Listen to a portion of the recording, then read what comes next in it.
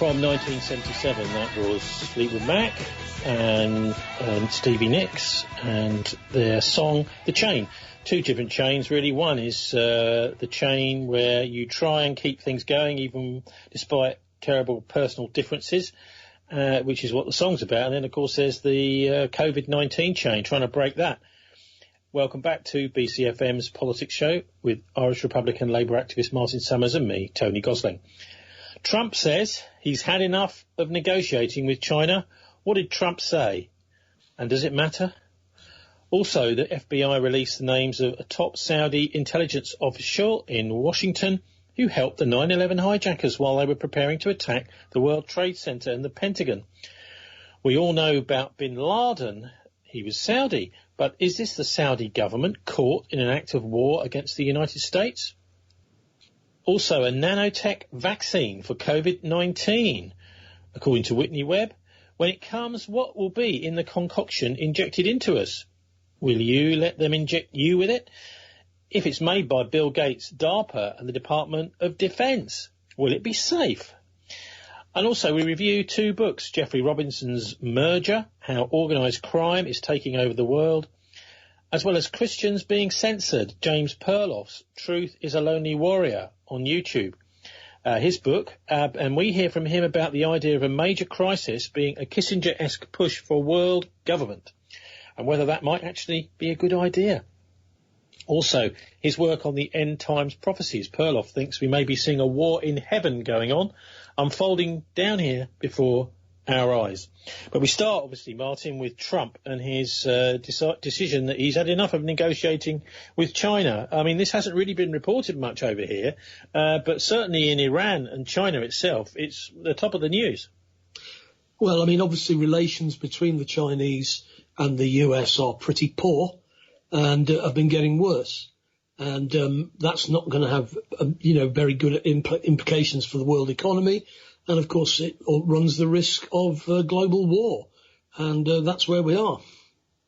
So why has he decided he doesn't want to negotiate anymore now?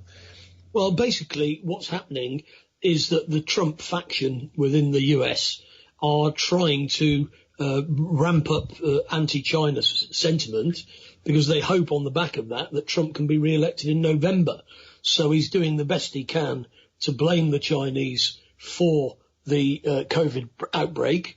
So we saw the Murdoch newspapers last week in Australia and elsewhere putting around this so-called leaked report, which pretty much looks as if it's just been cobbled together from the internet, which basically says that the virus comes from the Wuhan laboratory. But of course, the intelligence services themselves have briefed off the record saying that they didn't have anything to do with this report. So Trump is definitely he's pushing on an open door because there's people are looking for somebody to blame for this, and from his point of view, it's what he's got to do. He's got to lay the blame on China. Do you mean he's pushing an open door over in the White House? Well, I mean, the White House is trying, and Pompeo and others are definitely trying to start. They're using China as a whipping boy to try and get re-elected. Now, ultimately, of course, they have to do some kind of deals with the Chinese one way or another. So in many senses, they're making their lives more difficult. Well, this is not going to be very easy for Trump, is it? He got elected on the whole thing of no new wars. Well, he didn't. He did and he didn't. And in actual fact, he's pretty much done what the Pentagon wanted anyway. And don't forget, the underlying policy of the US is to try and nobble China now before it gets to a point where it can't be nobbled. And that's obviously what may well be behind this whole crisis. The Chinese may be sitting on information that the source of the COVID outbreak is in fact possibly from the Wuhan Games or somewhere else. Fort Detrick in Maryland was closed down in the summer last year because of some kind of infraction. And what the Chinese are saying, well, tell us what happened in your biowarfare laboratory.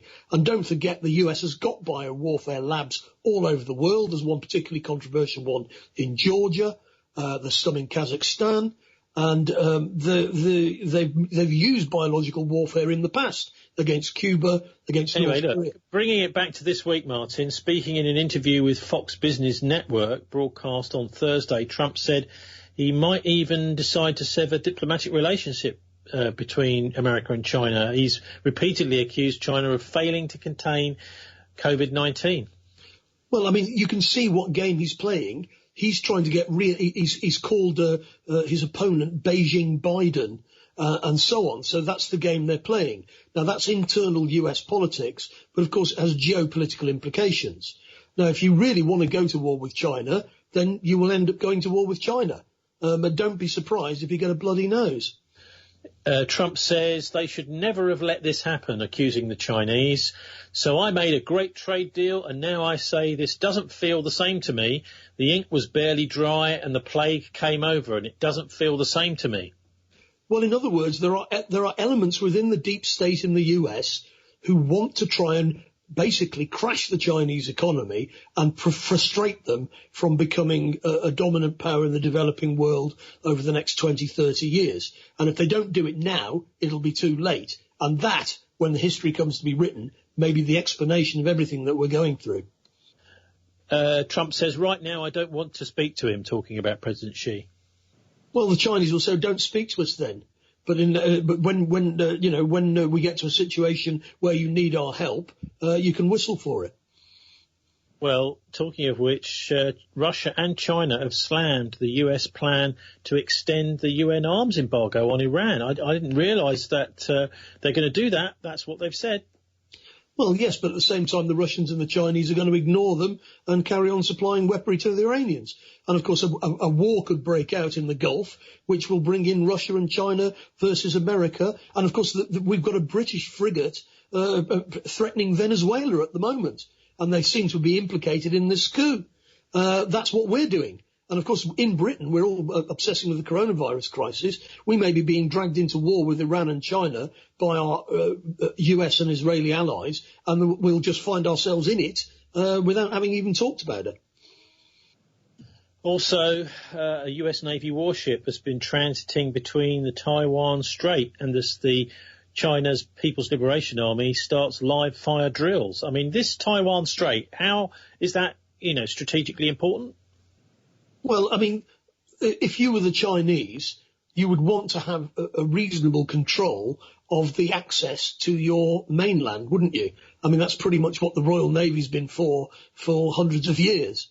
And there is on what basis does the US trail its coat around the South China Sea and the Taiwan Strait?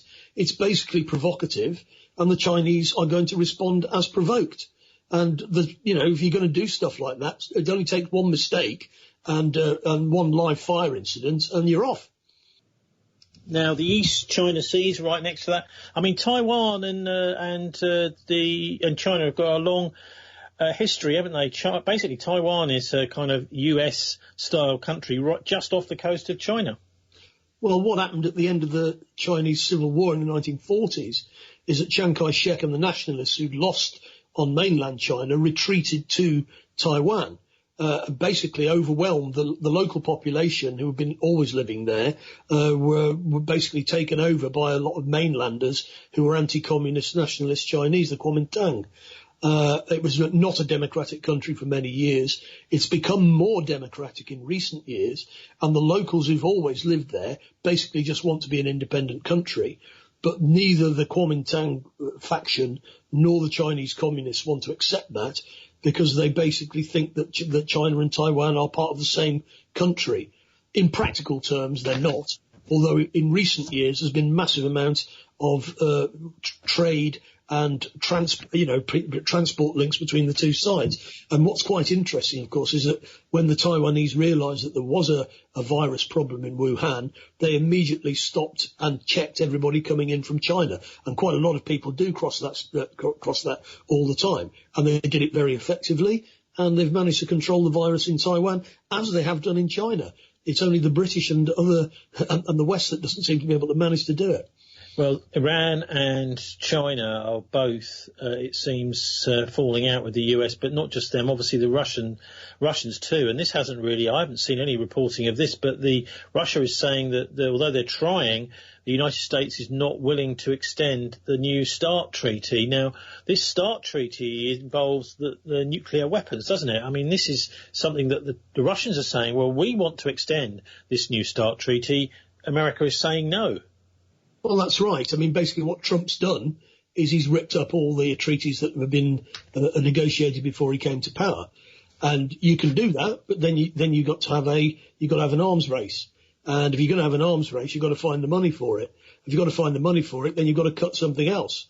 So when we're talking about rebuilding the US economy, investment in infrastructure, that'll all have to go down the drain because we've got to build more nuclear weapons. Well, yeah, talking of which, there's more than enough to destroy us all already. Well, talking of which, antiwar.com are reporting that the world spent $73 billion on nuclear weapons last year, the US spending half of it.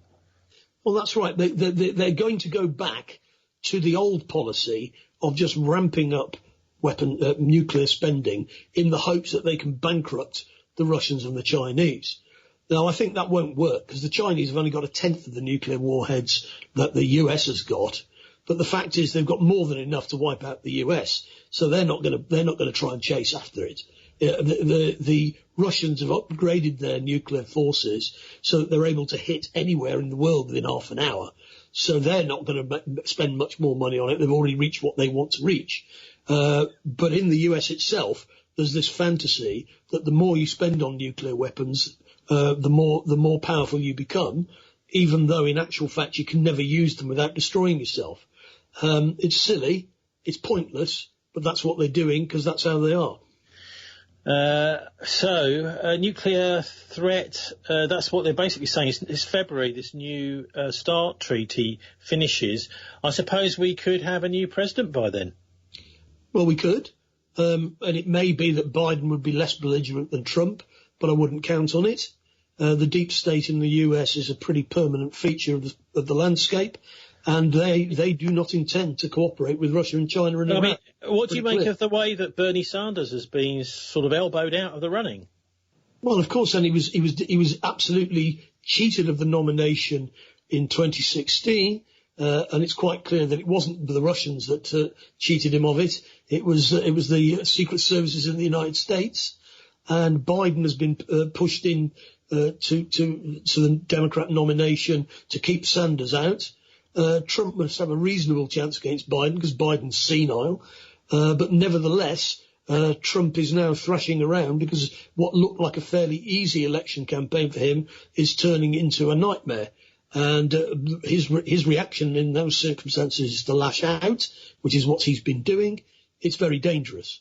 I mean, his assassination of Soleimani in January, that, you expect random events to kind of come along, like the assassination of Archduke Ferdinand in 1914, but you don't expect the most powerful man in the world to be the terrorist. But there he was, outside international law, assassinating other people's top generals with no rules. We haven't really been looking at thinking much about Syria, have we? Which was always in the news in the run-up to the pandemic. But now Hezbollah are saying that Israel sees Syria as an existential threat. There are regular acts of war by the Israelis against Syria. And I wonder, because a lot of this stuff seems to have been forgotten in the background of the pandemic, who are Hezbollah and why are they saying that Israel sees Syria as an existential threat? Well, Hezbollah are a part of the Lebanese democratically elected government. They've got a military wing which humiliated the Israeli Defense Forces when they last invaded Lebanon, and they're enemy number one as far as the US and the Israelis are concerned. That's why they're being targeted. But they are preparing to fight. They're preparing to fight. Everybody's preparing to fight. But, I mean, they're a terrorist organisation, aren't they? No, they're a political organisation with a military wing.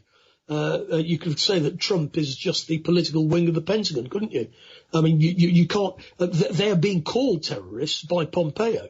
They don't regard themselves as terrorists. they regard the US as terrorists. And since the US and the Saudis have been the major promoters of jihadi Salafist terrorism, Sunni terrorism, for over 30 years, they're not wrong. Our allies inside Syria are Al-Qaeda Syria. That's who the British Army are cooperating with. At the same time, of course, the Daily Mail and the Tory press over here continuously demonises Muslims. Meanwhile, our special forces are training the most extreme Muslims. You couldn't make it up, but it's true. Okay, but, I mean, another thing that's been going on, which has gotten virtually no coverage, as far as I've seen, is the attempted assassination of Hamdok in Sudan. He's one of the leading political figures there. Then there is crime, massive protests going on in Sudan at the moment. How does Sudan fit into all the rest of these conflicts in the Middle East? Well, the Sudanese army, some of them are fighting in Yemen in alliance with Saudi Arabia. That's a historical legacy of the closeness of the Sudanese military with the Saudis. But of course, the more democratic forces in Sudan aren't necessarily happy with that. I mean, why would you want to send your boys to die in Yemen? I think what's actually happening is all over the world, we're getting the acceleration of what were already very tense and difficult circumstances. And the UN Security Council was talking about the possibility of having a global ceasefire while everybody deals with COVID. But the US has shot that down. It was quite a long shot anyway, but it was actually going great gangbusters, really. Quite a lot of military groups around the world, like the ELN in Colombia, were saying that they were interested in getting into this idea of a global ceasefire. But the US wouldn't sign up to it unless everybody condemned the WHO and China as part of the resolution. And of course, other countries weren't prepared to do that, so the whole thing fell. And in any case, the policy of the US seems to be, during this pandemic crisis, to use the crisis to try and nobble their enemies in Venezuela, as we've seen, in Iran and in China. Therefore, they're hell-bent, basically, on confrontation. And that's what we're going to get. Well, we'll be talking about the amazing situation with the revelation by the FBI of a senior intelligence official working for the Saudi government in Washington who was aiding the 9/11 hijackers in a minute. But, Martin, this whole situation is the backdrop of a real bit of a falling out going on between the Saudis and the United States. I suppose in the background of that, of course, is all this rising of tension between the US and China and the US and Russia and the US and Iran. But it seems that the relationship with Saudi Arabia is suffering, particularly over oil prices, as a result of other ship plates which are shifting in amongst the superpowers, really. But what do you think is the situation now with Saudi Arabia? Because it's been a very key ally of the US for a long time, but the US seems to be cutting it adrift. Well, I think pressure in the US is coming from the oil industry, the fracking industry. They see the Saudi attempt to get market share as threatening them. And basically, their attitude towards Saudi Arabia is that it's a client state and they should just do as they're told and, basically dial back on their policy of trying to get market share for their oil. The tensions have always been there. And they're coming to a head. So, for example, they've withdrawn the Patriot missiles, which were sent in supposedly to protect the Saudi oil industry from missile strikes from the Ansarullah movement in Yemen. If we didn't have the COVID crisis going on, we'd all be talking about the possibilities for World War III. But in actual fact, everybody's so, obsessed with the immediate threat that they've failed to notice that in actual fact, we're moving rapidly towards confrontation on a geopolitical level. Yemen, apparently there are some peace talks going on there. The Yemeni forces yesterday retook strategic positions from the Saudi-led so-called government. It's really a kind of Western-sponsored puppet government there. And back home in the US, protesters are demanding an end to the lockdown in front of the Minnesota governor's residence. There's a lot of this going on in the US now. They're basically saying, well, we understand the dangers of the virus, but the lockdown is not the solution. And at state capitals around the United States, and in this case in Minnesota, outside the governor's residence, people are just saying, well, look, we're going to gather outside, we're going to have our protest. You've said that the rules mean we can't protest. Up yours. Yeah, whether they're a majority or not, it doesn't really matter. They're going to do what they're going to do, and Trump is encouraging them. So on the one hand, Trump, well, he speaks, he obviously he's not a reliable person. He changes what he's saying from day to day. He thinks that by pushing for an end to the lockdown, he's going to help himself get re-elected. A lot of his financial backers are people who want to end the lockdown. They're people who own certain kinds of industries which are going to benefit, or in the short run, from ending the lockdown.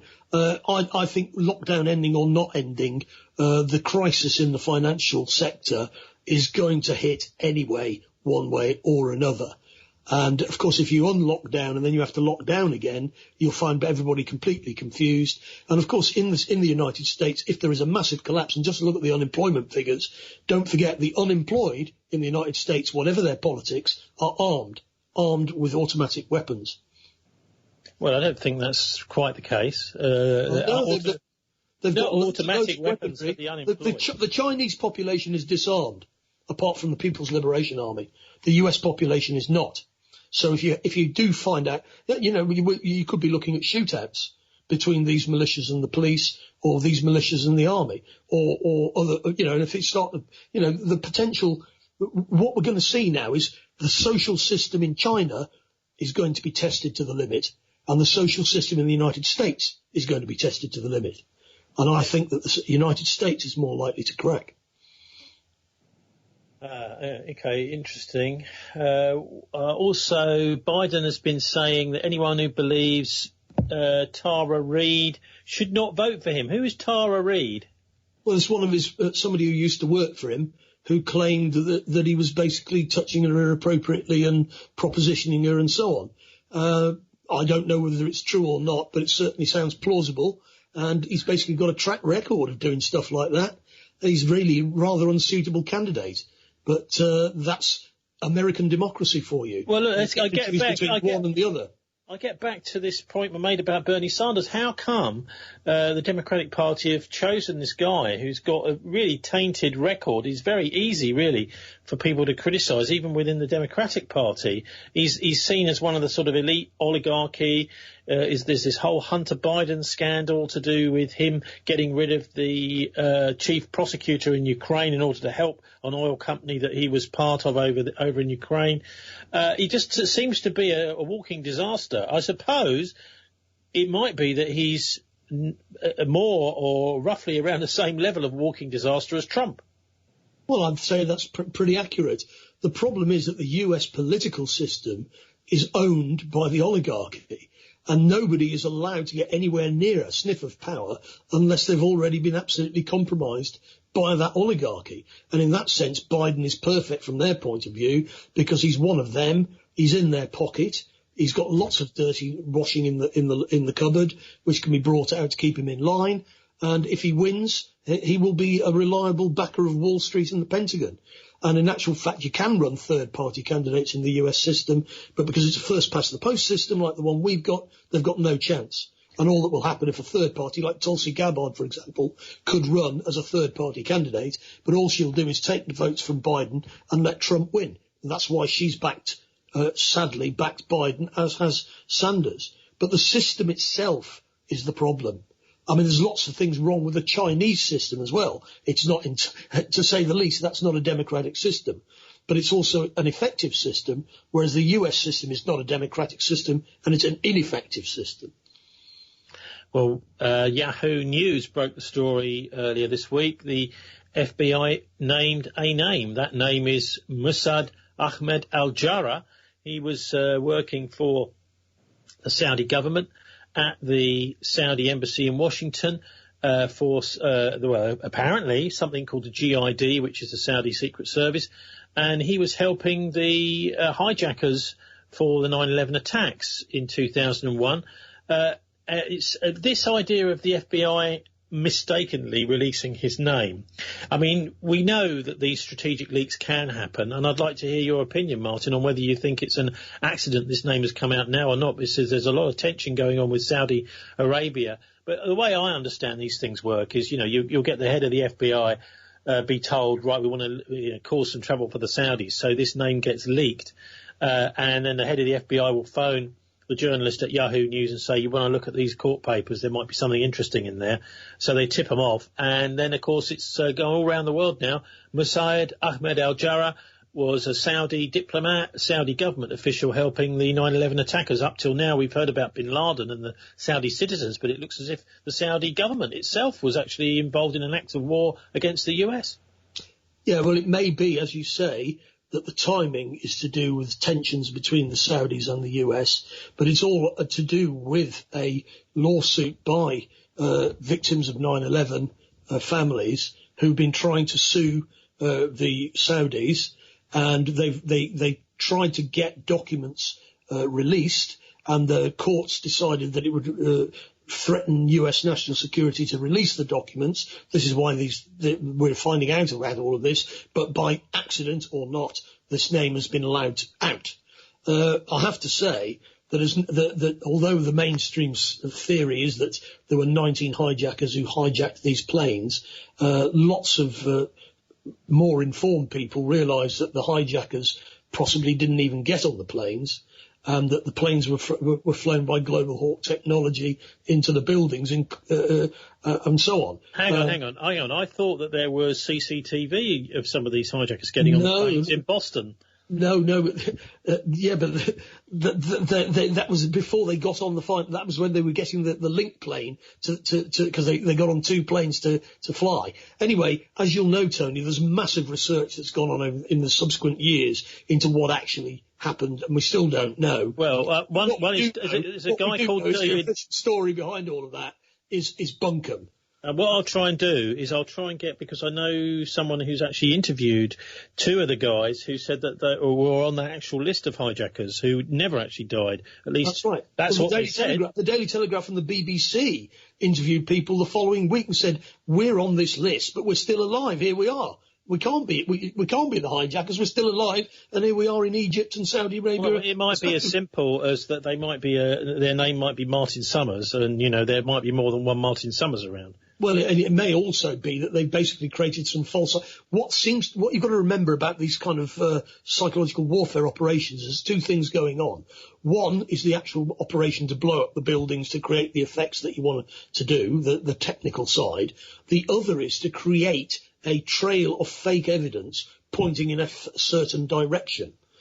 And I think you'll find that the Saudis, deep state, the Mukhabarat, will be cooperating with the CIA and MI6, who are also cooperating with Mossad to create the whole illusion of the whole thing.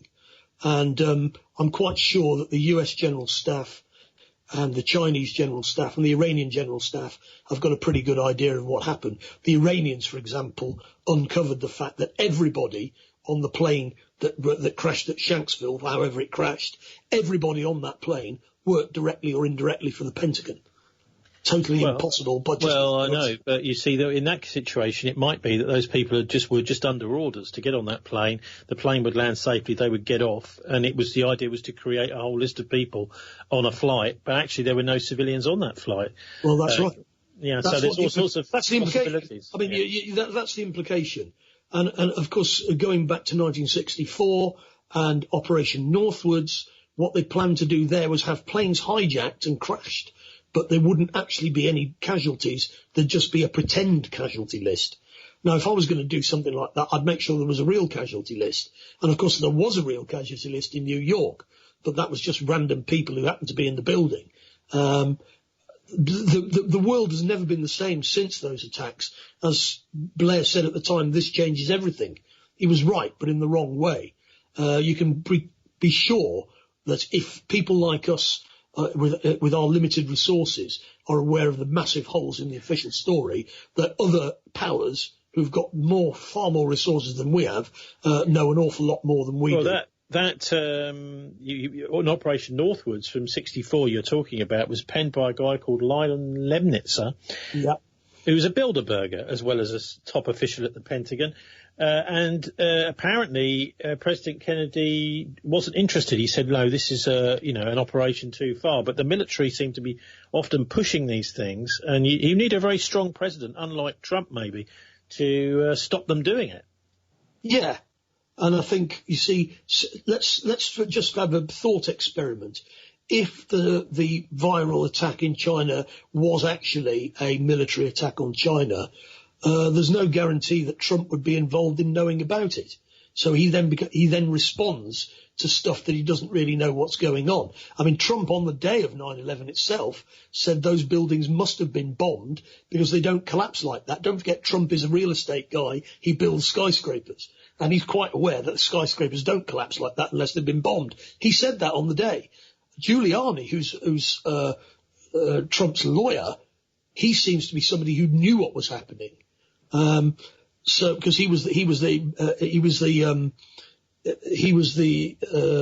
mayor of New York on that day, and so he seemed to have some kind of knowledge about what was going on, whereas Trump doesn't, and that could explain why Trump is not well liked inside the deep state, because he isn't basically in the inner circle. But nevertheless, what we're dealing with here is truly evil and on a very big scale. So also, Martin, I thought it'd be worthwhile looking at some of the implications. I always feel like doing a kind of weekly Bill Gates roundup, because there's so many articles coming out, fascinating insight, and some of it is being picked up from many years ago to do with Bill Gates and his vaccine program, which quite clearly seems to be one of the things that's been driving, along with Bill Gates's amazing amounts of money, the policies, the reacting to the COVID-19. And just like to refer you to an article which is on Mint Press News, The Faux Generosity of the Super Wealthy, Why Bill Gates is a Menace to Society. And maybe at the end we'll play Chinny B's wonderful Menace to Society song from the 1990s at the end of the show. But if Gates represents a net negative force in world politics, why does he receive such good press? For starters, he makes sizable donations to a host of mainstream corporate media outlets. That's what the journalist Alan McLeod is saying on Mint Press News. Now, there's a lot of money that goes from both Microsoft and from the Gates Foundation to media. So this obviously is going to sort of sweeten the pill, if we could call it that, of the vaccine pill. Well, I mean, Bill Gates has got a reputation in alternative circles as being the fount of all evil. And I'm pretty much opposed to his empire building myself. But he isn't, in many ways, he is the face of other people that we don't know who they are, who are pulling strings behind him. I think what he does, of course, and this is what all billionaires do, is that they create these foundations for so-called philanthropy. And that means all the money that goes into the foundations is tax-free because it's for charity. And that means they can then use these foundations to push various political projects which are to the benefit of their non-charitable activities. So basically somebody who's a computer programmer has appointed himself as the world's expert on health matters, and he's the biggest funder now that the US state has withdrawn. He is the biggest funder of the World Health Organization. That cannot possibly be right. The Gates Foundation, in this article, quotes, the Gates Foundation has spent 20 years relentlessly championing business solutions to inequality and poverty. Through this corporate approach, Mr. Gates personally and the Gates Foundation more generally have enhanced the power and clout of corporations at every level of decision-making, regional, national and international. The Gates Foundation has helped make philanthropy a handmaiden to corporate power rather than helped to empower the non-profit sector, which can act as a check on corporate profiteering and abuses of power. So I'll put a link up to the article on our show page. But what do you think of that? The Gates Foundation actually, helping to squash the non-profit sector and doing a lot to help big corporations. Well, what happens is because they're the money bags, the not-for-profit sector is basically being taken over by them. And they then present themselves as being trying to benefit humanity and all the rest of it. And in actual fact, they've got their own agenda behind the scenes. Richard Branson, for example, helped to fund the concert for Venezuela, which was held just inside Venezuelan territory, which was a deliberate provocation to try and start a war between Venezuela and Colombia. But Branson, as a philanthropist, decided he was going to stick his finger into that. Now, of course, what may happen if we get a crash is that in fact you end up with a situation where Branson and Gates go bust. So in actual fact, their money's paper money anyway. But they're treated as if they are the world's leaders. I might suggest that everyone else goes bust and they're the only two left standing. But look, well, Martin, that may be the case. Martin, one example, he says, of the foundation enhancing corporate power of Gates is the close relationship with the pharmaceutical and chemical giant Monsanto, who the Gates Foundation helped to gain a strong foothold in Africa and oversaw a flawed clinical trial of the HPV vaccine in India in 2009, where 23,000 impoverished girls aged 9 to 15 were exposed to lethal drugs without even their parents' consent, leading to 7 deaths.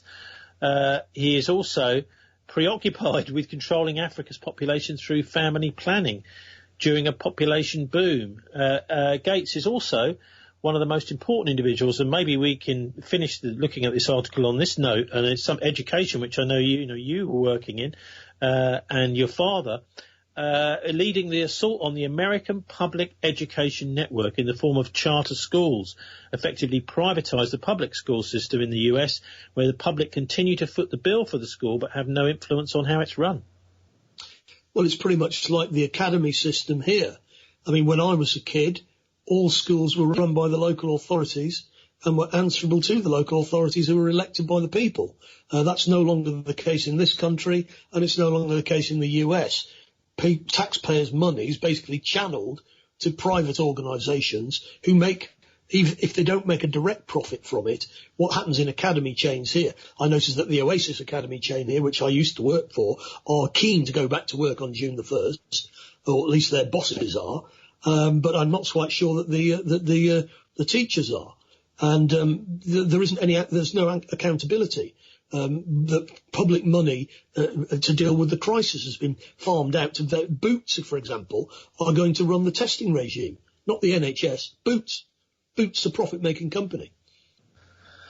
Also, looking at Gates, before we finish with him, there is Whitney Webb has penned this quite interesting article looking at the idea of a nanotech vaccine, and that there's quite a lot of these companies that produce vaccines, a lot of work that they've been doing over the years that they haven't shared with the rest of us.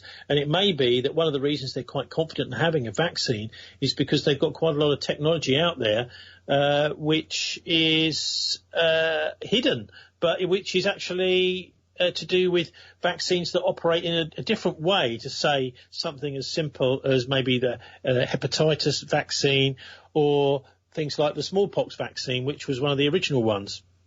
Well, I sent you an article this week from the Nigerian press where the opposition in Nigeria have accused the government in Nigeria, which is a pro-Western government. The guy used to be a military general who runs it, and he used to run Nigeria as a military dictatorship. And the Gates Foundation have been lobbying, they've given a massive bribe to the existing government to make COVID-19 vaccines compulsory in Nigeria. And as the opposition in Nigeria said, there isn't even a vaccine yet, so we certainly don't need to pass legislation to make it compulsory to be vaccinated. Now, this is all very suspicious. At some point, they may just come forward and say, oh, here it is, the vaccine, and it's got to be compulsory. And they're already lobbying for it to be compulsory in Nigeria. And they've given a massive bribe. I can't remember. It was several $1 million to the existing government to pass this legislation. I don't know whether it's passed or not, but I think that's a pretty strong indication that they're playing fast and loose. Why would you want to make a government make a vaccine and this is what the opposition is saying, why would you want to make vaccination compulsory when there isn't even a vaccine? What are you talking about? A new system to control the likes of worlds have never seen. So, I mean, is it feasible that there could be some sort of new type of vaccine using nanotechnology?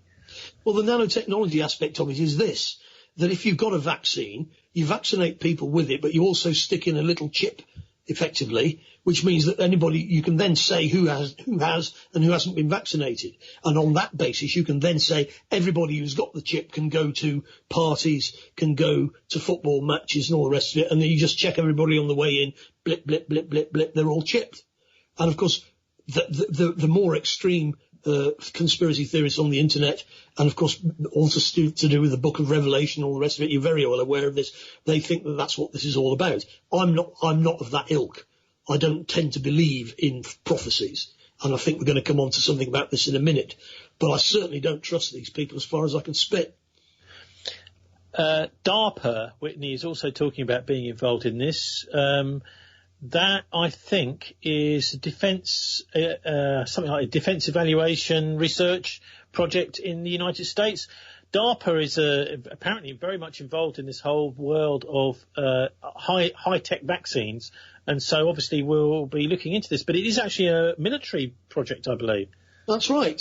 I mean, the various biological warfare facilities in the West, including Porton Down, of course, are supposedly there in case an enemy, whoever that might be, Al-Qaeda that we've set up, for example, are developing biological weaponry. And therefore they need to experiment with it so that they can block. The US hasn't ratified the Convention Against Biological Weapons. They signed it, but they haven't ratified it. And they've got all of these biological warfare labs around the world. Well, what's the difference? What's the difference? Well, they basically, what the difference is you basically say you're not going to develop biological weapons, but by not ratifying it, it means that you can, and they are, and they're not developing them necessarily inside the US. So they're in foreign countries, basically client states like Georgia, and there's lots of questions about what's been going on there because they seem to have been experimenting on the local population with biological weaponry, and the fact is that when they say that there's a threat of biological weaponry from Al-Qaeda, which they run anyway, what they mean is we're developing biological weaponry.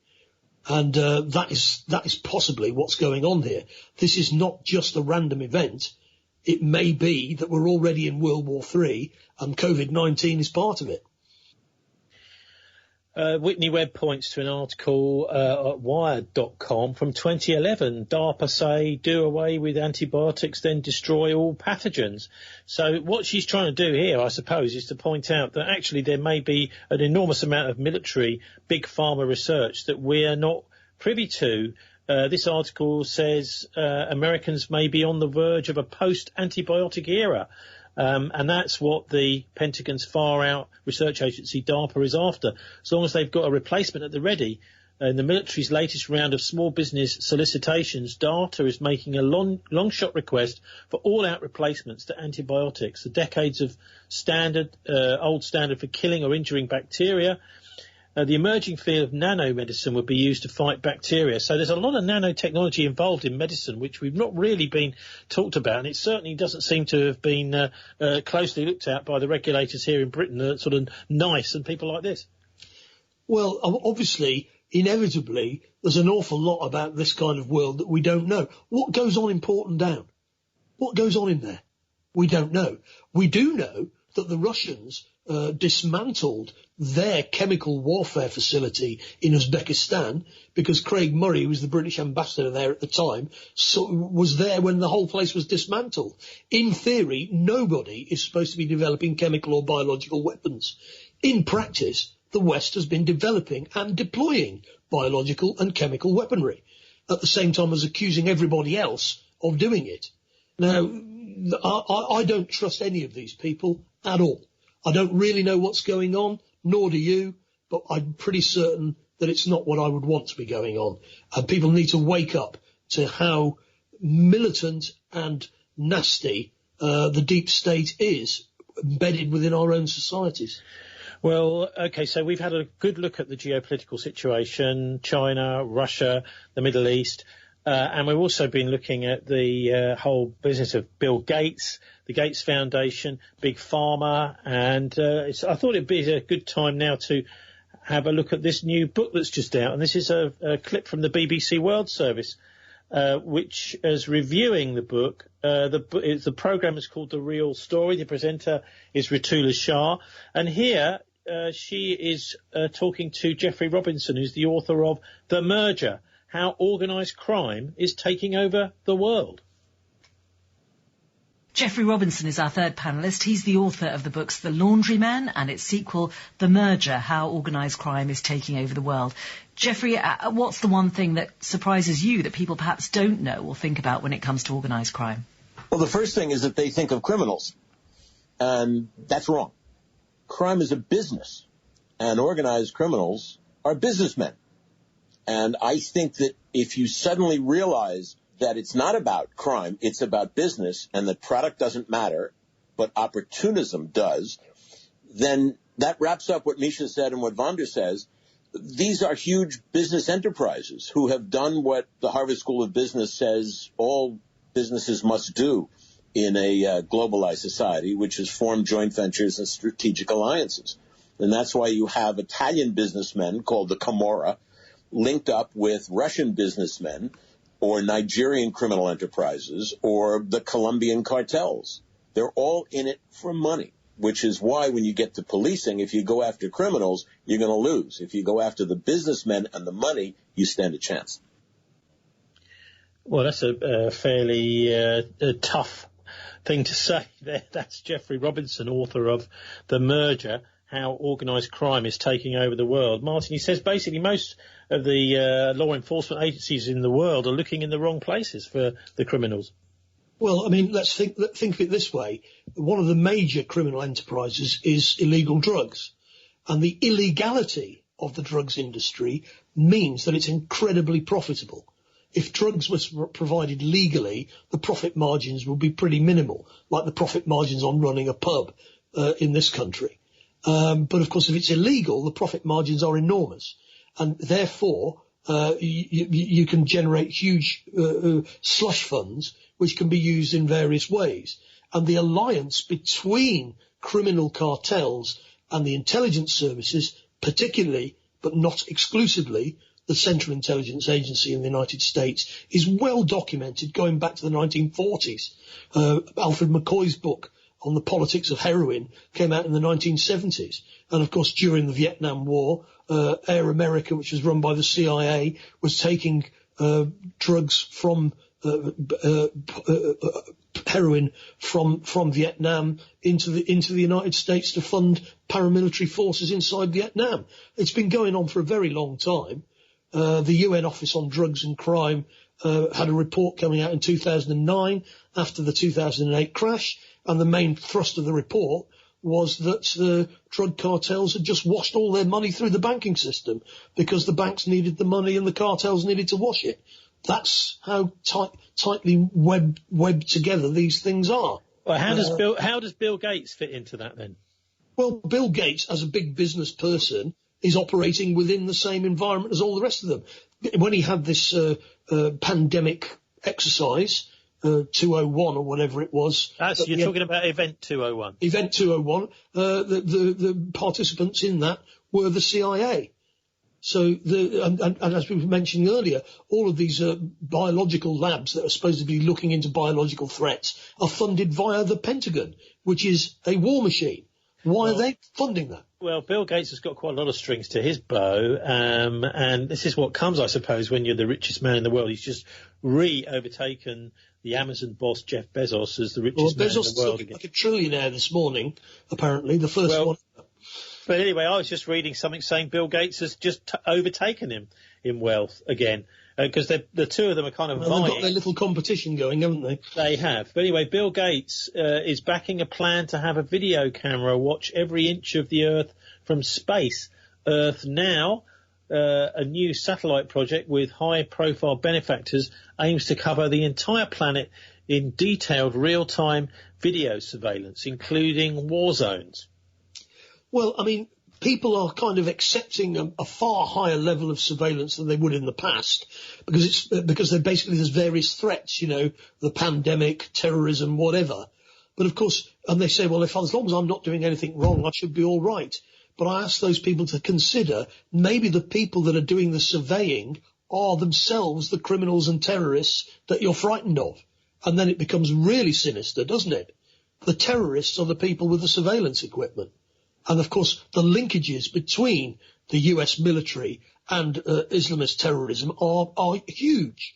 The Badr Brigade in Iraq this week is saying that US planes and helicopters are being used to ferry ISIS militants from Syria into Iraq. That's what they're saying, but you won't hear that in the mainstream news.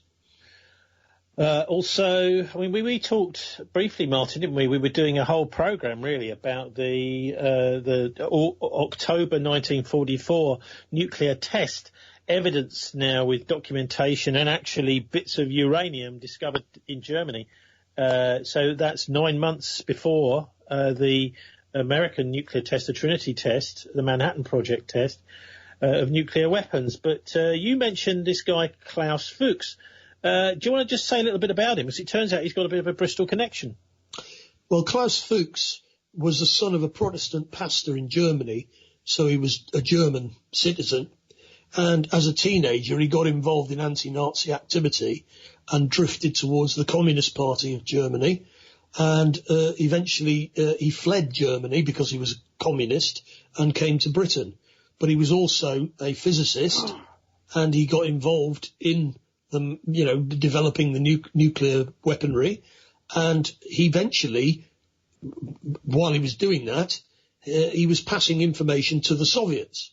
He was eventually caught by British intelligence and put on trial and convicted of espionage against his adopted country, Britain.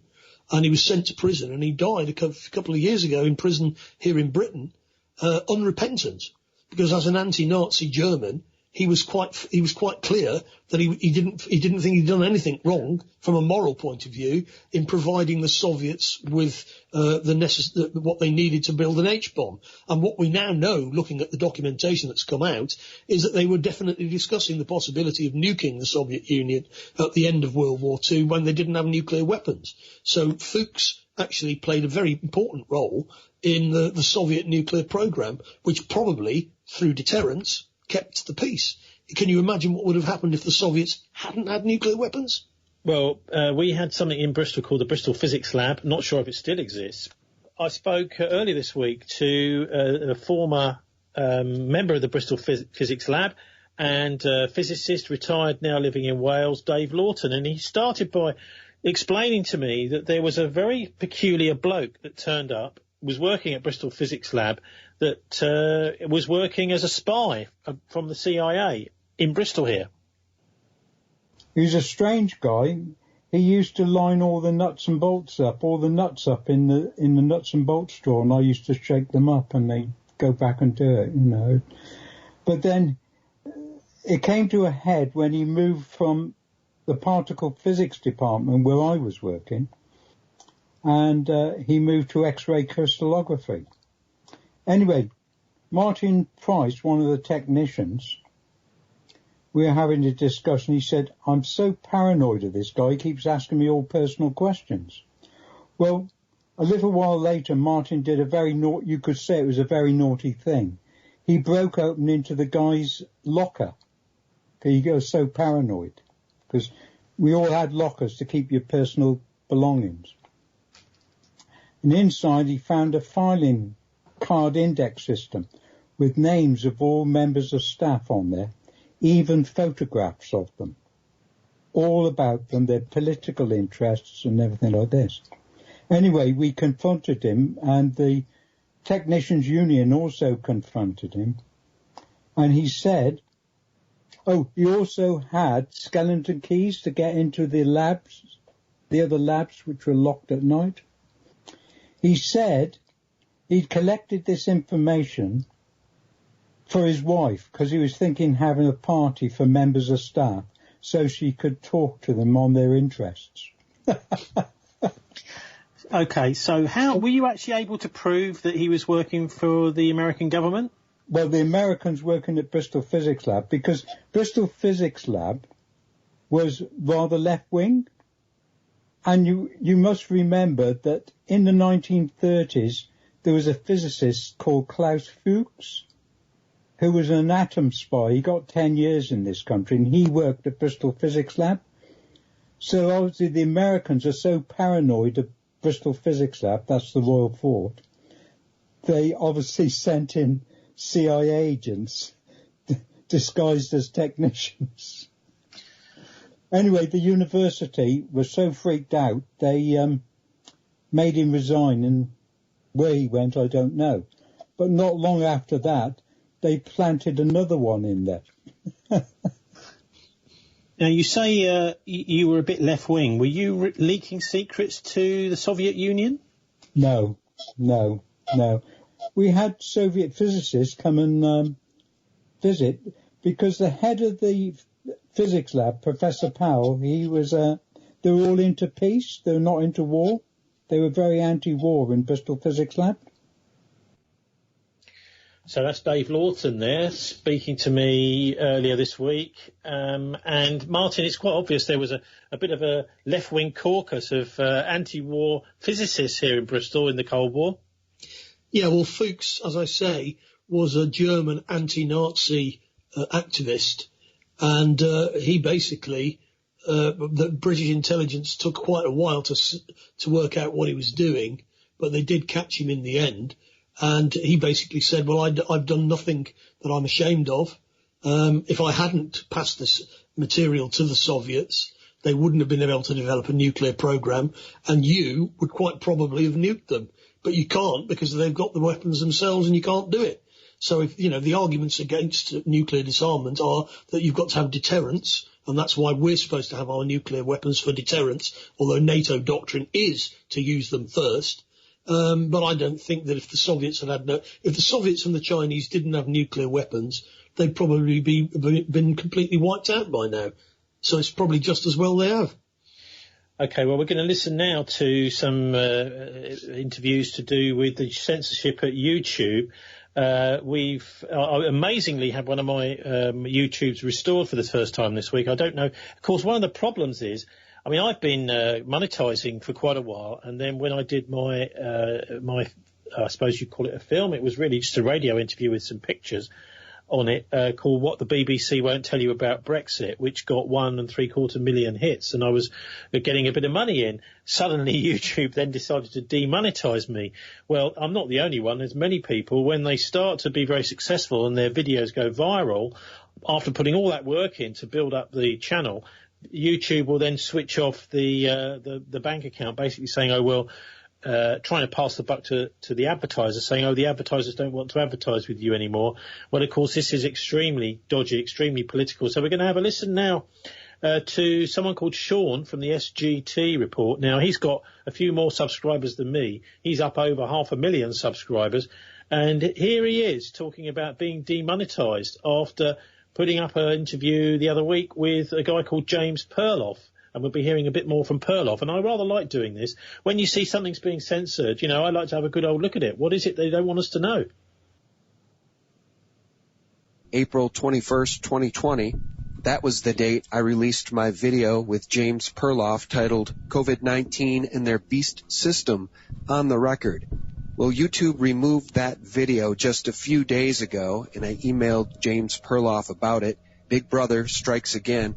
They're all in on it. You want to talk about conspiracies? This is the ultimate conspiracy. They don't want us talking about alternative therapeutics to a Gates vaccine. They're terminating content on YouTube containing discussions about this pandemic. And when I say they're all in on it, friends, the ultimate conspiracy, the billionaire behind TikTok has just committed $10 million to a Bill Gates-backed accelerator for COVID-19 therapeutic treatments. That's right, the Chinese billionaire founder of the social media app TikTok and its parent company, ByteDance, has pledged $10 million to the project founded by the Bill and Melinda Gates Foundation to find and fast-track a vaccine. I would be willing to bet that if Zhang Yiming, the 36-year-old Chinese billionaire and founder of TikTok, if Zhang had a YouTube channel, it would probably not be demonetized as mine was today. I want to show you guys this. Your channel is no longer eligible to monetize. Upon a recent review, we found that a significant portion of your channel is not in line with YouTube's monetization policies. Please review our feedback below and make changes. And what is their feedback? Harmful content that focuses on controversial issues that is harmful to viewers. Now, friends, they're telling me that I can make changes to my channel, which means deleting videos and interviews, which I refuse to do. But if I do that, I can reapply after June 12th, 2020. And friends, I refuse to delete my free speech and my conversations with others about fact-based quantifiables just simply because YouTube doesn't like it and they refuse to give me advertising until I appease them. I will not appease them, and I'm not begging anyone for help. My channel has always been a public service and in the interest of truth and real journalism. But I don't have malevolent globalist benefactors like Jeff Bezos, who controls the Washington Post, and George Soros, who controls Media Matters and so much more. So if you have ever found value in this channel and what it stands for, I would ask you to consider visiting my Patreon page and becoming a patron in the continued fight for real news and real journalism 24/7. Okay, that's Sean that's all he calls himself, Sean from the SGT report, but he's done much better than me with subscribers, Martin, and up until the other day, he was making a living at it. Now, he's all been switched off. Well, YouTube, of course, is a private organisation run for profit. And just like the Daily Telegraph or any other private organisation, they can decide who they want to push and who they don't want to push. But, of course, the problem is with these YouTube, Google, Facebook, is they're effectively monopolies. And if you can't get access to that via them, then you can't get access to people who might want to see your stuff. Ultimately, I would argue that these things should be treated as a public service and that freedom of speech should be guaranteed by law. And that doesn't mean stuff that, people should be allowed to say anything they like within the law. And there shouldn't be any kind of censorship of what they say. But as you know, the media isn't a public service. It's a for-profit setup. And it's also... Well, the BBC, Martin, the BBC isn't, is it? Well, yeah, but the BBC has a more liberal policy on what things, they have to be in balance. They're regulated by Ofcom and all the rest of it. I think ultimately that's the way it's got to be. But of course, the BBC itself, because of the licence fee, they can be bullied by the government of the day by simply saying, well, we're going to reduce your licence fee. Yeah, well, also they can be funded by the Gates Foundation too, can't they? Well, indeed, yeah. They are. Well, I mean, yeah, there's also, as you know, there are joint projects between the BBC and other organisations. All I can say is back in my day at the BBC, there was no Gates Foundation funding us then. And then we had John Burt, who was the Secretary General when I was working there, who brought in what they called producer choice, which actually gave producers less choice, which I think is fairly Orwellian. But anyway, the civil liberties aspect of this is, I mean, the idea of a free press, we're kind of caught up in that because we're trying to get back onto FM. We're lobbying the management team at BCfm to go back on FM, and hopefully we'll be doing that sometime soon. But the civil liberties aspect was touched on by James Perloff, the interview with Sean, which was cut off then. So let's have a listen now to James Perloff. What the interview, the actual video, which was taken down, is called COVID 1984. And here is James Perloff, US blogger. He's actually very good, quite interesting. I mean, you might say he's a bit anti-Semitic in that he does confuse sometimes Zionists with Jews, which is extremely problematic. But the actual, what he's saying here makes a lot of sense. This is about civil liberties.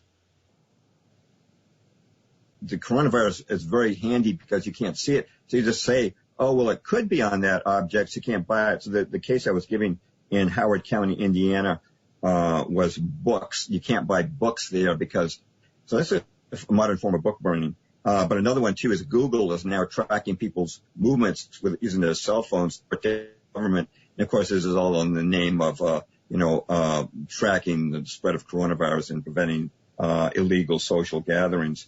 But overseas, it's even worse. In Singapore, if you stand too close, and you can go to jail for up to 6 months and be fined up to $7,000.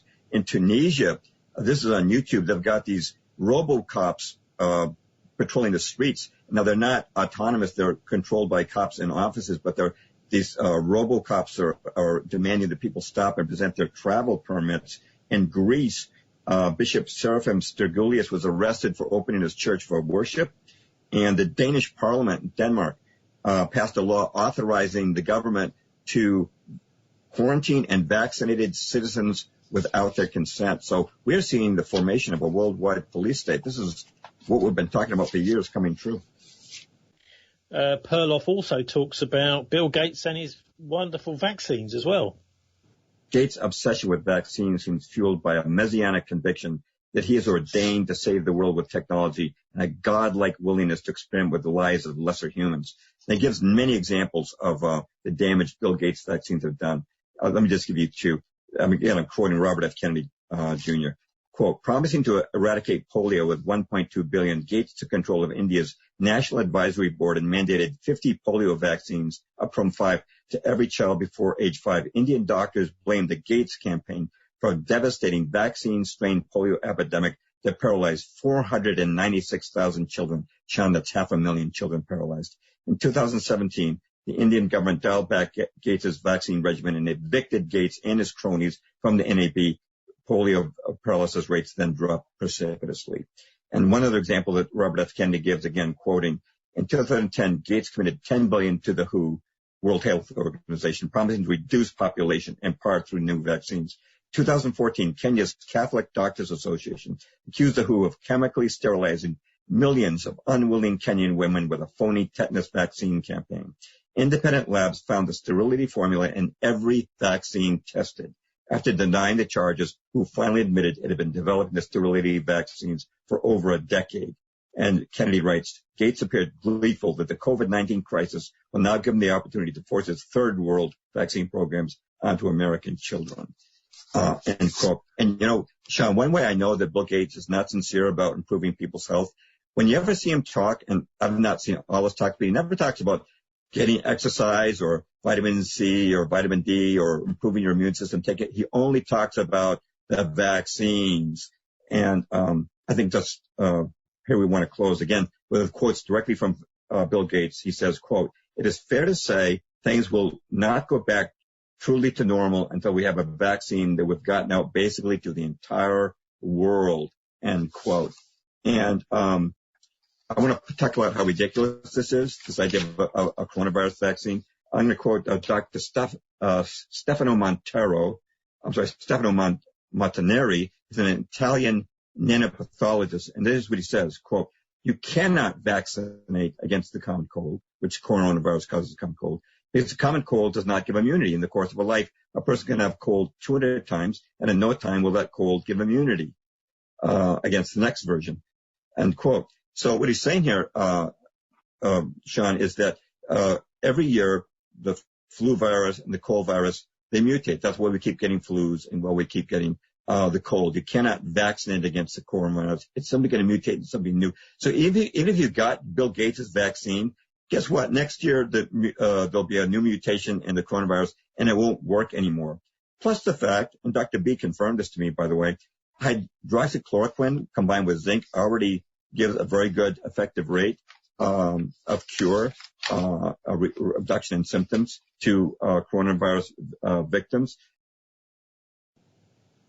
So there is James Perloff. None of us are doctors and experts, but he's, I think, looking at the civil liberties aspects, the robo-cops, the vicars being arrested, and this sort of thing, but also, Martin, pointing out quite a lot of hypocrisies and contradictions in the whole idea of the vaccine. Well, I'm sceptical whether you can have a vaccine against something like this. as he points out, we haven't got a vaccine against the common cold, and we haven't developed a vaccine for HIV. Although, of course, HIV, they've developed drugs which can basically prolong your life, even though they don't get rid of the HIV infection. I think, coming back to the wider question of freedom of speech, people should be allowed to say whatever they like, but inevitably there's going to be some people say, well, that doesn't mean you're right because you're allowed to say what you want. People should be allowed to say what they want, but you've got to accept that basically you might be wrong. And that goes for him, goes for us, goes for everybody. It does seem, though, that YouTube has taken a particularly tough line, and this is where many people get their information from. Certainly we do, when suddenly something disappears, and, I've had quite a few of my videos taken down. One of our earliest discussions, which was looking at the virus, Martin, looking at ID 2020 and looking at the Event 201 when I was still out in New Zealand. That was just, removed without any, basically without explaining why. So of course, if they what YouTube say to you is you can now appeal this decision, but they don't give you any information about what they based the decision to take your video down on. Anyway, let's have another listen, because I like this. I've never really come across James Perloff before, and I was annoyed to hear that he's been taken off YouTube. I mean, I would have thought if he's got nothing useful or worthwhile to say, or what he's saying is dangerous in some way, that they would just ignore it. Anyway, this is talking about his book, Truth is a Lonely Warrior. And here he does quite a good job on stringing together why it is that just looking at one issue, we've looked at 9/11, haven't we? But there's lots and lots of other issues around that you need to understand a much deeper version of what, to really understand what's going on. He really puts it here as putting together various bits and pieces of a jigsaw. This is James Perloff again. If you just took one piece of it, no piece of it would supply the evidence. But, you look at the League of Nations and you look at the fact that because of the U.S. Senate's rejection of the League of Nations in 1919, they wouldn't ratify the Versailles Treaty that created the League. Then you see the Council on Foreign Relations created as a direct result of that. They were incorporated in 1921, and this Council on Foreign Relations, which is a subject of my earlier book, The Shadows of Power, has dominated the presidential cabinets, whether the guy in the Oval Office is a Republican or a Democrat. And then you look at the UN being created by these same guys, and these same guys create the World Bank and the IMF. And I know that officially those were instituted at the Bretton Woods Conference, but the Council on Foreign Relations was fomenting those even before then. Then you look at these regional bodies like the EU and NAFTA, and you just see all these globalist measures taking place collectively, and even a drive for one world religion. So it's really, I don't think there's any one piece of evidence in there. It's like a jigsaw puzzle, and if you just talk about 9/11 to people, they say, well, our own government wouldn't do that to us, and if they did, they'd tell us about it on TV. So you have to give people the whole picture, and that's what I try to do as concisely as possible in this book. So the first chapter is about, it's not just 9/11, it's the sinking of the Maine, it's the Lusitania, it's the foreknowledge of Pearl Harbor, it's the artificially created Korean War, it's Tonkin Gulf, it's a no WMDs in Iraq. They've been going on for a long time, and then I say, well, why do you have this pattern? And so we talk about the fact that the same guys are running the government. I talk about the Council on Foreign Relations in Chapter 2, chapters about the Fed and how it's wrecked our economy. And I just to run them down, then I talk about the ways that run America, and then I talk about the Vietnam War because it was such an important event, and then I talk about the plan today with the NAFTA, as we've already touched on. Then I talk about media control, and I've got a chapter on the ways they've destroyed national sovereignty. I talk about their international control structures like the Bilderbergers and Trilateral Commission. There's a chapter on environmentalism, which is a tool for control, excuse for control. There's a chapter on Zionism and a whole chapter on 9/11, and don't you need at least a chapter on that? And then chapters on the control of the arts, and a chapter on the war on faith, and a chapter on the protocols of the Elders of Zion, and a control on cyber tyranny, and on vaccines, and on weather control. So I try to give people the whole picture so that they're not getting just one piece of the jigsaw puzzle, because one piece of a jigsaw puzzle, it looks like just a piece of color with no meaning. But if you take a piece of a jigsaw puzzle and you snap it into the entire puzzle, now you see what the big picture is, and now that piece makes sense to you. And that's what I'm trying to do with this book. So that's James Perloff there, speaking about his book, Truth is a Lonely warrior. Well, all sorts of interesting stuff in there, but one thing jumps out to me, Martin. I wonder if it's the same to you when he starts talking about the Protocols of Zion, because this was used actually by Adolf Hitler, wasn't it, as part of his campaign against the Jews? It is, and of course, he may be right about lots of what he's saying, but when you start talking about the Protocols of the Elders of Zion, you're talking about people basically predicting the future as a prophecy. And of course, the mainstream historical analysis of the Protocols of the Elders of Zion is that it was actually a document created by the Okhrana, which was the Tsarist secret police, as a mechanism for persecuting the Jewish community inside Russia at that time and making them appear to be problematic. Can I just say, Martin, that, I mean, my view of this is that it is a completely fictional document. To me, it doesn't read like a real document. Not only that, most of the historical and analysis that's been done over the years would back that up. I mean, it doesn't even look like, to me, like a very good forgery. No, but it was basically created as part of a psychological warfare operation by the Tsarist secret police. And then it was picked up and run with. I do not believe in prophecy. I wouldn't try to predict who would win a match between Liverpool and Chelsea, never mind what's going to happen in 100 years' time. But I do know that the Council of Foreign Relations is run by oligarchs and that they're trying to control the world's resources for the benefit of a corrupt. I mean, the point here is that, I mean, I think, maybe I'm just looking at James Perloff for the first time really and thinking, well, he seems to have got much useful information here, but there's a few little poison pills in there too. But then that is our job as journalists, and it's our job as readers of books, is to make our own decisions, to decide for ourselves what we're going to take and what we're not going to take. And really, it's not, I don't think, YouTube's job to try and do that for us, to say, well, this person has mentioned this and therefore they've got to go.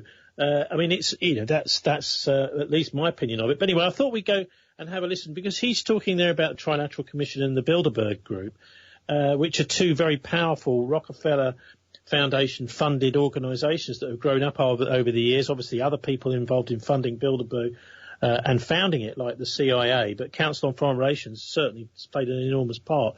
The War and Peace Studies Group in the 1943 in the US was already planning Bilderberg 12 years before it ever first had its first meeting. But let's have a listen now to Neil Ferguson. He's the biographer of the Rothschilds. He's also quite well known. Martin, do you want to say something a little bit about Neil Ferguson? Because he's Niall Ferguson. Niall Ferguson, yeah. Well, he's a rather right-wing historian. I've read several of his books, and they're quite interesting. Well, have you read a book of his, the latest one, called The Square and the Tower, Networks? I did try to read it, but I found myself so annoyed with its pro-establishment bias that I decided I wasn't going to read all. Anyway, we're going to have a little extract from Neil Ferguson now, speaking on C-SPAN about this book, The Square and the Tower, Networks and Power from Freemasons to Facebook. Are you involved with the Schwarzman College? Yes. And the reason I bring it up, because I looked up the advisory committee of the Schwarzman College, and it just seemed to me to be one of the great networks that you could possibly put together. And I'm going to read down the list. Yes. Sarkozy, Tony Blair, Brian Mulroney, Kevin Rudd from Australia, Henry Kissinger, Colin Powell, Hank Paulson, Jim Wolfenson, Bob Rubin, Condi Rice, Rick Levin, who used to be the president of Yale, Richard Haas, the Council on Foreign Relations, Yo-Yo Ma, and others. If I were an outsider looking in, I'd say that's the Illuminati. It's Council on Foreign Relations. It's and what does that mean? Yeah, well, it means that Steve Schwarzman, who's the brains and the money behind the Schwarzman College, has the Rolodex of Rolodexes, and Steve was able to bring this group together, as well as lesser fry like me to do the teaching. There are 2 points that I think one can make. The first is that clearly there is an enormously important network, and you've just listed some of the key nodes in that network. You could find similar names, similar combinations of names, if you went to the World Economic Forum or the Council on Foreign Relations, or you just hung out in New York and the Four Seasons. This is a real elite network, and it is it's very important to recognize that it exists and is not dreamt up by conspiracy theorists. It's not an invention. These mostly men know one another. Second point, this is an elite that seems, in this case, to be trying its best to do something that I think is good, namely to build a new kind of network that connects China to the West. The Schwarzman Scholarship Program was dreamt up by Steve as a kind of version of the Rhodes Scholarships, which used to bring people to Oxford, still bring people to study in Oxford.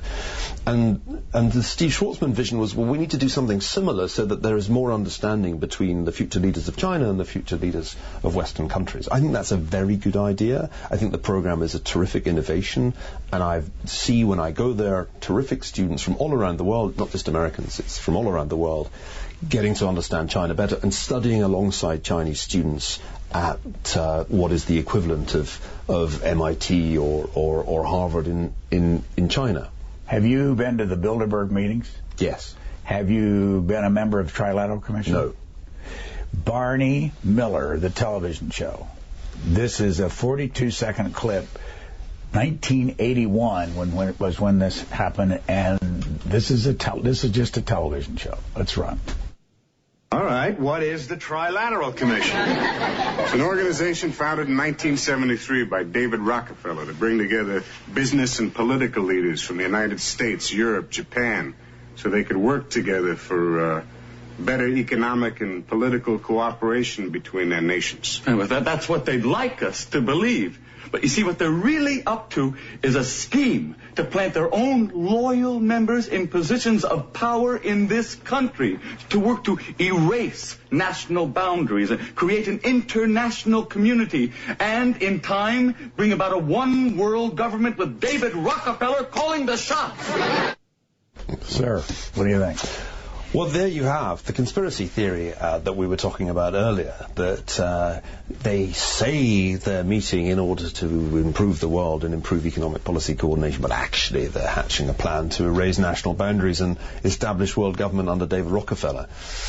So the stated objectives are the objectives, and the notion that there is going to be a world government at the end of it is the fantasy. Now, I can't speak for the Trilateral Commission, I'm not involved with that, but I can assure you that although the meetings of the Bilderberg group are closed, nobody ever mentioned world government to me at those meetings. On the contrary, I'm always struck by the extent to which at such gatherings the discussion is reactive. You know, here's another fine mess the world is in. Is there anything we can do about it? You don't have a strong sense of there being control. Even the word power seems strangely inappropriate. This network is commenting on the world, exchanging ideas. I'm sure there's an element of business involved too, but we shouldn't exaggerate the power of even the most exclusive networks. What's striking to me when I interact with these groups is not their power, but often their sense of powerlessness. If you think about the events of 2016, just to take an example, not many members of the supposed world government planned that Britain would vote to leave the European Union and that Donald Trump would become President of the United States. Donald Trump is definitely not somebody who gets invited to those meetings. So then, or for example, take the financial crisis, the events of 2008-9. Nobody sat there at the Bilderberg meeting in 2008 saying, I think what we really need for the world government is a massive financial crisis. No, what's striking when you spend time in these rarefied circles is the lack of power. Influence, yes. These people, the people who are involved with the Schwarzman College, very influential people. But I think that power tends to be exaggerated, and if there is a world government being put together, it's not doing very well. It's not going very well. But I don't think that's ever been the project.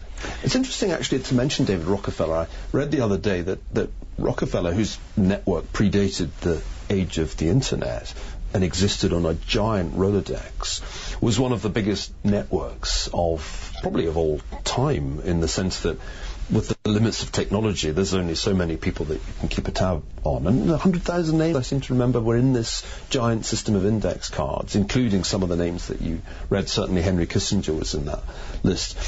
I'm in the midst of writing Kissinger's biography, and for me, part of the way to understand Kissinger's rise from being an academic and a public intellectual to being an extraordinarily influential Secretary of State is to understand that network and to understand the ways in which it worked, so that his influence extended beyond government, extended across borders, was in many ways global. To me, this is historically very interesting, but one has to talk about it and write about it without exaggerating the power of the network. The influence, yes, but I think the power was more circumscribed, much as was true in the case of the Rothschild Bank, which I wrote about back in the 1990s. Yes, the Rothschilds were probably the richest people in the world in the 19th century, and their banks were tremendously influential in the way that the bond market evolved, and therefore in the way that governments could borrow. But at the time, conspiracy theorists said that they had total power over the world, that they determined whether there was war or whether there was peace, that they controlled the central banks, etc. Well, I showed in my book, The World's Banker, that was mostly untrue, that the Rothschilds couldn't determine war and peace, and very often would be frustrated and would suffer losses when wars broke out. So I think the challenge for the historian who wants to write about networks is striking that balance between delineating the influence, trying to measure it and calibrate it, and also identifying the limits of the network's power. Martin, the idea of influence and power being two different things, he's saying there effectively that the Bilderberg and people like this are really just talking shops, that they don't actually have any real power. Well, I mean, the more extreme conspiracy theories which see one overarching conspiracy running everything, I think Niall Ferguson is probably right to say that's wrong. But on the other hand, he's an establishment figure. And basically, by writing the kind of books he writes, he is basically tackling the sort of topics we tackle, but from an establishment perspective.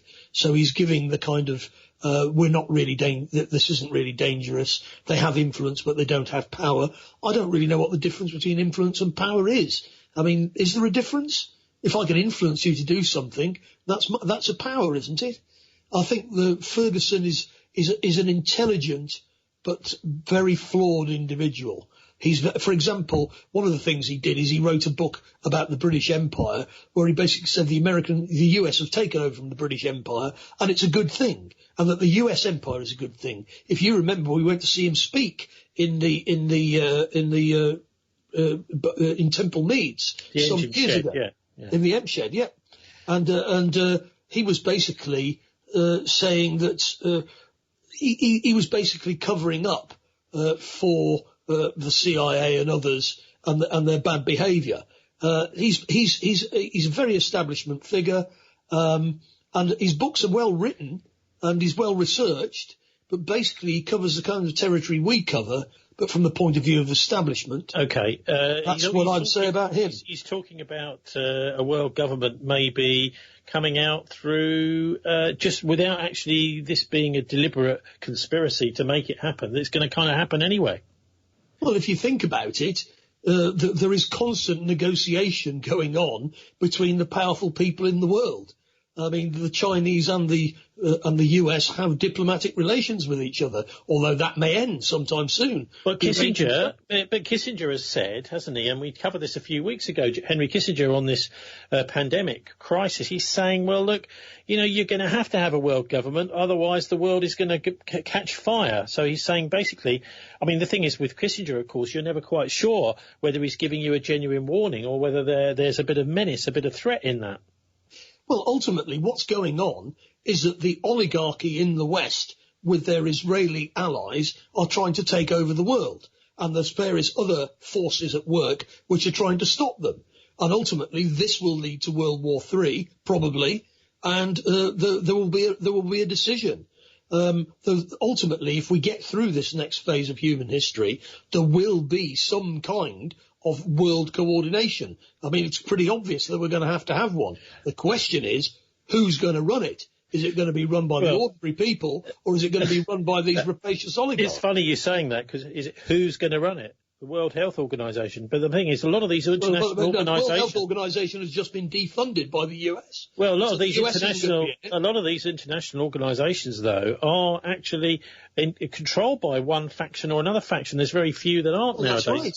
That's right. The UN basically is based in New York. So, for example, the Iranian foreign minister was forbidden to come to speak at it. And the Venezuelans. Yeah. Well, exactly. So, in other words, it isn't a one government world. What you've got is the rapacious oligarchs which run the Western powers, and they've been running it for hundreds of years. The Rothschilds, the Rockefellers, all the rest of them.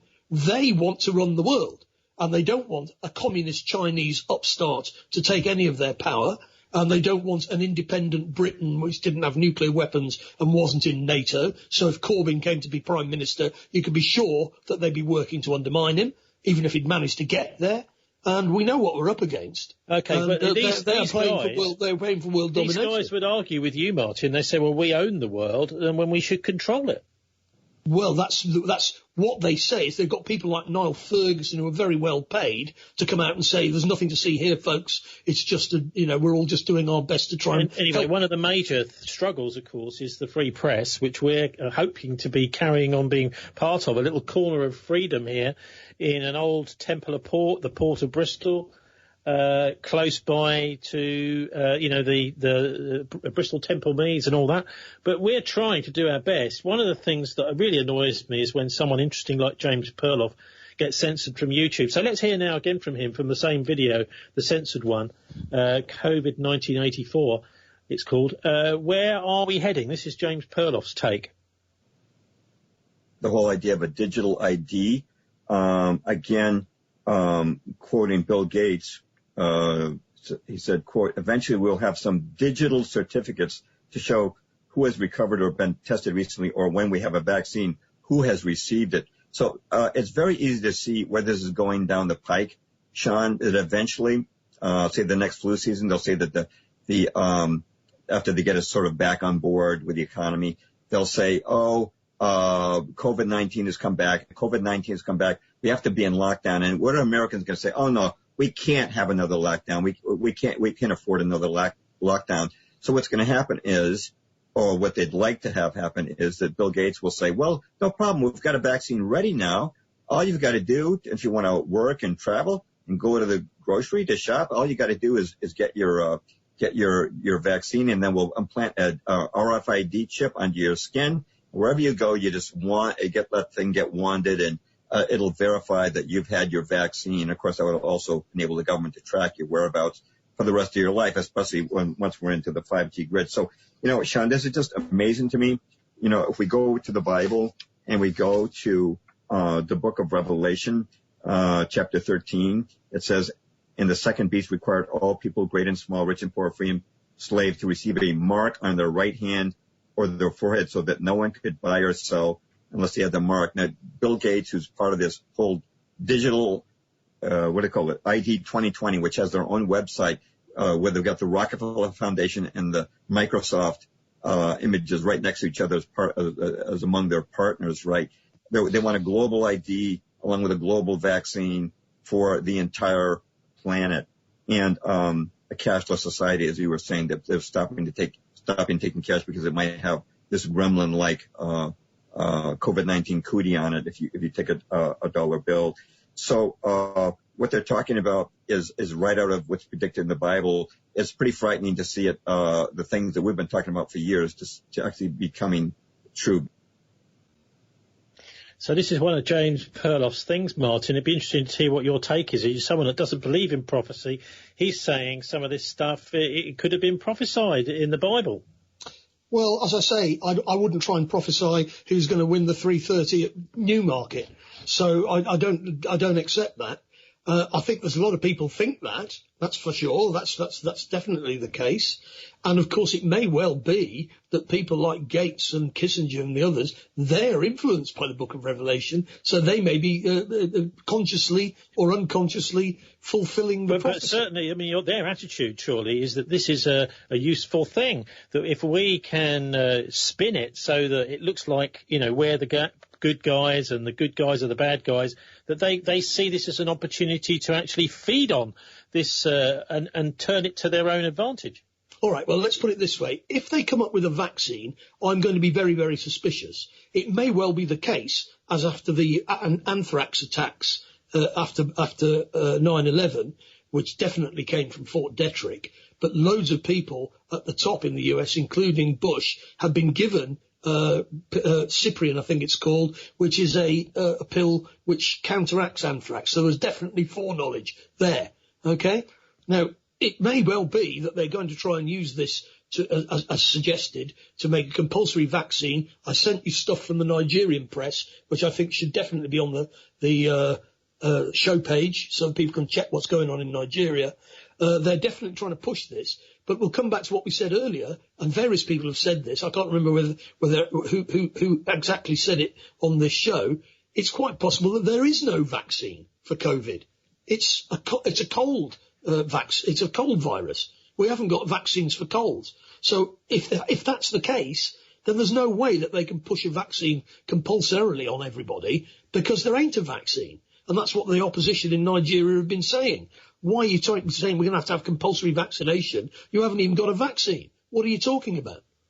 So we'll leave the last word to James Perloff, who is convinced that there's some biblical perspective on all of this. And I find it quite shocking that YouTube can censor this sort of thing. I mean, surely Christian attitude and interpretation should be allowed to be seen. So we leave you with James Perloff. Is world government actually a good idea from a biblical perspective? 2 Thessalonians 2, 3, and 4 says, quote, "Don't let anyone deceive you in any way, for that day," meaning the end of days, "will not come until the rebellion occurs and the man of lawlessness is revealed, the man doomed to destruction, who will oppose and exalt himself over everything that is called God or is worship, so that he sets himself up in God's temple, proclaiming himself to be God," unquote, for the Bible. And, there's this plan in Israel, of course, to rebuild the temple. We're not supposed to do that. Jesus pronounced a curse on the temple. This whole idea is satanic. But there's definitely this plan of Satan to set himself or some sort of proxy up in Jerusalem over greater Israel, which would be the capital of this world government, and to oppress mankind for what the Bible predicts will be a period of 3.5 years. So it is both human in that you have these banksters who are promised, mansions and power in return for their favors, but at the top, the very, very top, you do have a Luciferian agenda, as I said, Bohemian Grove and Satan worship that various intelligence analysts have talked about these people doing shows that it is Luciferian. And again, that affirms what we were talking about earlier, how this is not a beneficial but an evil agenda that is the end game of this world government. So that's James Perloff there, winding up this programme, and I'll put some links onto the censored YouTube video. Someone else has popped it up somewhere else, and so you can have a look at that if you like.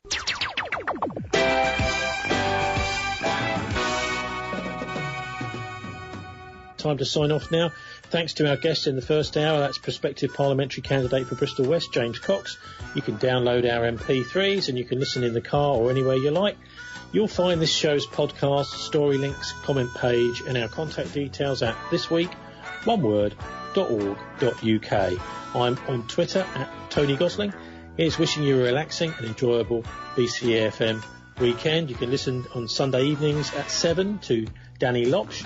BCfm boss Pat Hart did say our sister show Dialect would be here on BCfm every Monday at 10 p.m, but it hasn't appeared so far. Listen out again at 10 on Monday. We'll be back on FM soon, Pat Hart willing. Do please join us for the Politics Show late afternoon next Friday. God bless, and don't let the banksters get you down.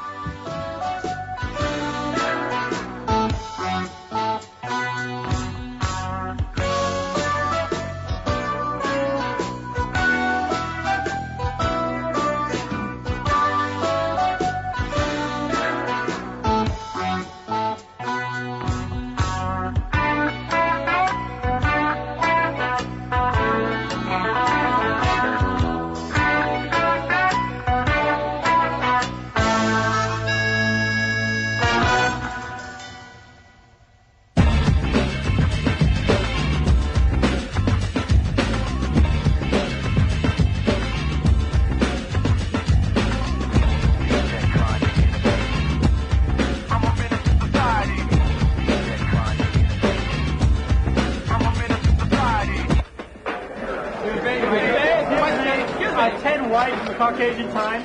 Are you a drug dealer? And if so, why? Question. Gerald Hawksworth, White Man's Gazette. Why are our prisons so overpopulated with black men? Excuse me, right here. Yes. Peter Clanning's The White Street Journal. Why is it that most violent crimes are committed by black American males? Excuse me. Please answer the question. Please answer. I'm just a young black man trying to be paid so I could be like the other man and have it made. Life in the city is rough. The welfare don't pay enough. A good job for the young black man is a buffer. In order to survive, somebody's gotta suffer. I only rob the rich to feed my family, and now they call me a menace to society. I'm a menace to society. Cause I'm a menace to society. Guess I'm a menace to society. Good job in a place like the steel mill sounds good, but I make more money from my neighborhood, and my neighborhood keeps both pockets fat, so I keep going back. That's where the money's at. Black from hell, that's who I am and where I've been. Task force rolls by, I grin. Then I commence to collecting my mail, hoping and praying not to end up in the jail cell. Mama's whole life is dependent on me, cause it's hard to survive on AFDC, food stamps, free milk and cheese. When I think about it, hit another liquor store and yell freeze. Everybody on the floor. Then I empty the cash drawer and run for the front door. This is the reason why, you see, I'm a menace to society. I'm a menace to society. I'm called a menace to society. I'm a menace to society.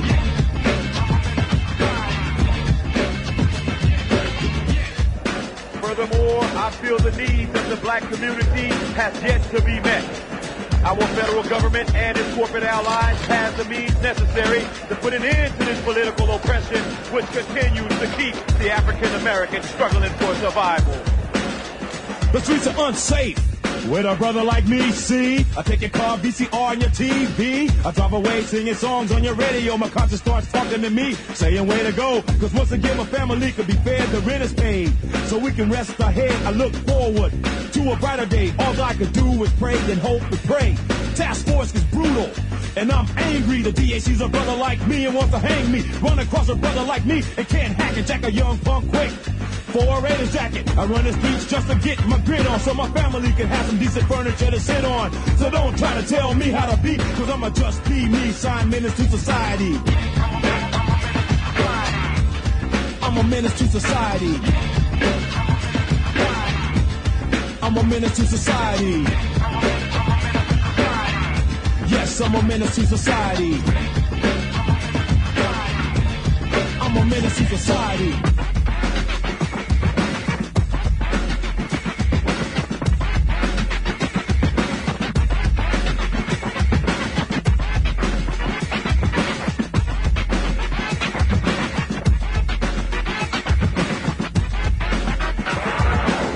In the grave, result of a drive-by. I hate it cause I know it makes my mother cry. Her whole life is a nervous wreck, and I'm a social reject trying to get a paycheck. Society is giving birth to a fool like me. I'm a THREAT, so they label me lazy. They say I'm uneducated, violent, and crazy, but I'm a young black man trying to be paid, so I can be like the other man and have it made. Life in the city is rough. Welfare don't quite pay enough. A job for the young black man is a cover. In order to survive, somebody's gotta suffer. They say I'm a menace to society, but society's a menace to me. I'm a menace to society. I'm a menace to society. They say I'm a menace to society. Society's a menace to me.